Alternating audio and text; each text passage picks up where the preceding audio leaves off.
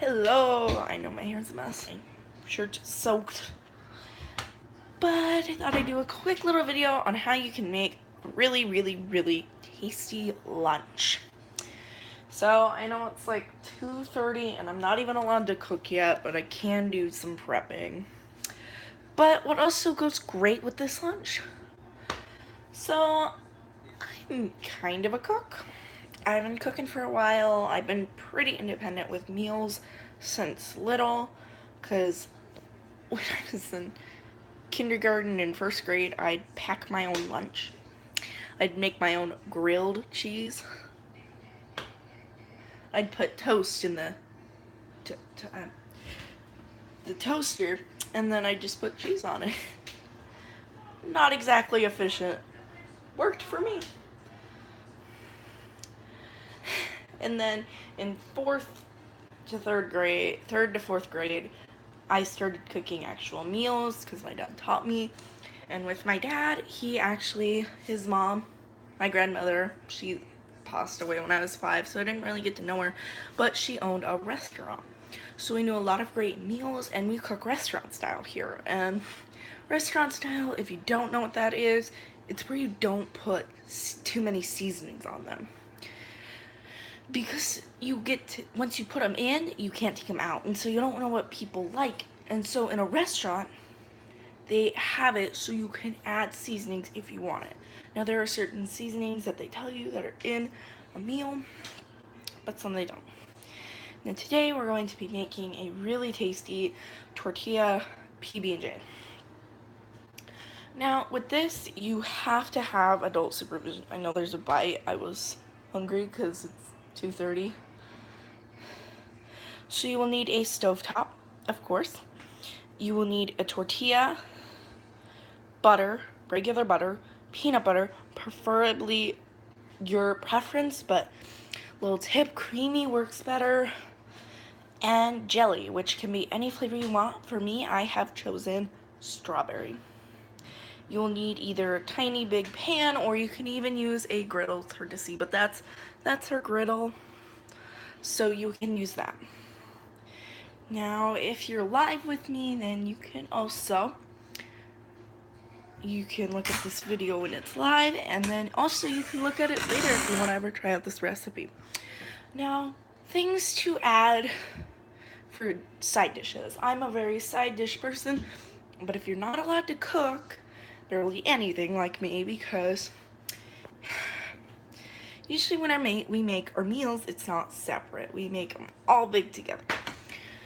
But we're very big on homemade dishes. My dad made this really good homemade orange chicken, and it was even a homemade orange sauce.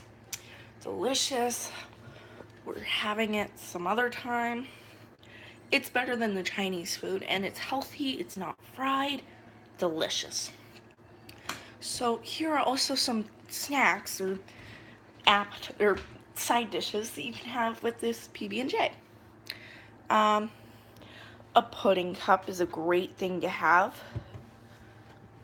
because it's very healthy, it's good, and it's not too high of a price to pay. You can have some fruit. We have fresh fruit too, but if you're too lazy for that, just grab a thing of fruit. You can have applesauce, crackers, goldfish. But look at the serving size. Try to pay attention to that. If you're doing that, and crackers. A granola bar is a good one. Potato chips, obviously. Now, I'm not going to suggest popcorn, because those are hard to find in like small little packages. So that's out of that little snack cupboard. Now, you can also choose some pretty healthy options as well. Watermelon, that's nice fresh fruit. You can do ramen if you want. What's in here? Cottage cheese, that's a good one. Cottage cheese. We got it there with. Now, drinks to go with this. I suggest some tea. It can be sweetened or unsweetened. Unsweetened's better, but doesn't exactly taste good. Oh yeah, we got pineapple. Whew. Pineapple's one of my favorite fruits. But if you eat too much pineapple, the acids start to... A lot of gnats. Start deteriorating your tongue. So essentially, the acids in the pineapple are breaking down the muscles in your tongue. So, we have cantaloupe. Now, drinks for this, you can have milk, water, orange juice, I guess, if you're an orange juice person, peace tea. That's a good one. You can also, for a side dish, have some yogurt, cheese, anything really, essentially. But right now, we're gonna work on this. So the steps to the PB&J tortilla. So you're gonna take your, I'm gonna get out the ingredients because it'll be easier. Yes, we refrigerate our tortillas. Your tortillas, you're gonna put some nice butter and you're gonna put it on them. Now, it gets tricky. It might get a little messy for hands because I haven't figured out a strategy for this. Grilled cheese, it's easier. If you make a quesadilla, if you are too lazy to butter it and don't want to really do that part, you don't have to. Just makes it like crispier almost.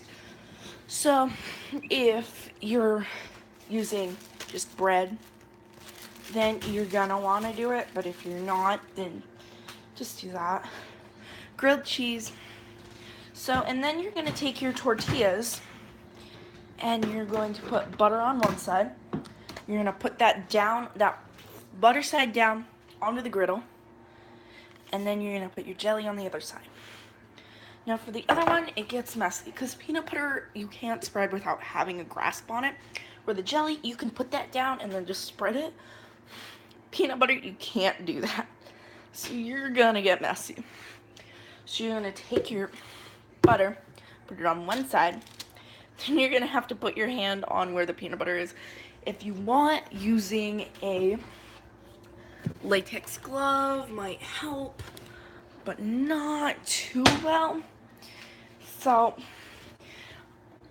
just it's just so you don't get butter on your hands.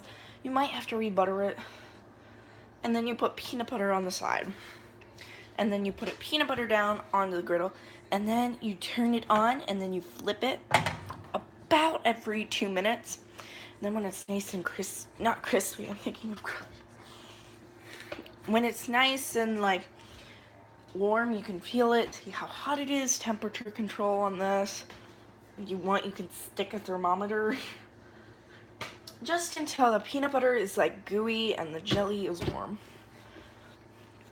And then you're gonna want to take it off, put it onto, I guess, a real plate, but a paper plate. And then you're gonna wanna cut it, I suggest. I don't know, that's just a me thing. I like to cut it into fourths. So I go down the middle and then go down the side.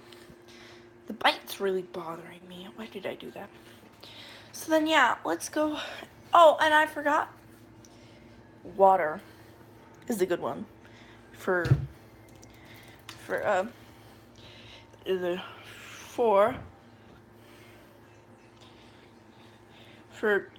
things. What was I gonna say? For a drink. I guess if you're really that desperate. Oh, this is a tire gate. I thought it was a thermometer. Is it? Yeah, it is. This is their thermometer.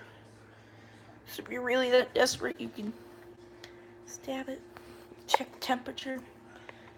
I mean, there's not much to it because there's no raw meat, so you don't need to cook it to a specific amount. Just don't burn it and cause the fire alarms to go off.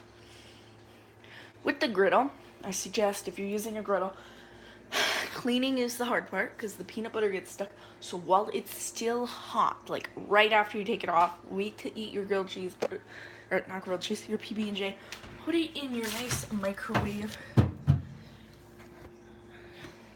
thought it said the grime is right here. The grime. This is the genius. And so then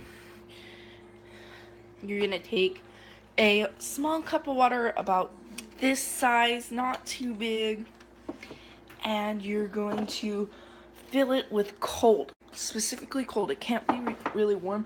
Cold water. And then you're gonna put it on the griddle, and you're gonna take a washcloth and kind of scrub. Be careful because the griddle is still hot. It is hard to watch. I'm gonna upload another video on me cooking it. It's not gonna be too exciting. It's me cooking. But yeah, that's how you make a PB&J tortilla sandwich. There's also roll-ups that I will show next time. Thank you guys, and have a good day. Bye. Oh, gotta end with a nice filter. Now, I want a filter. Bubbles. Yes, bubbles. Okay, guys, bye-bye. See you later.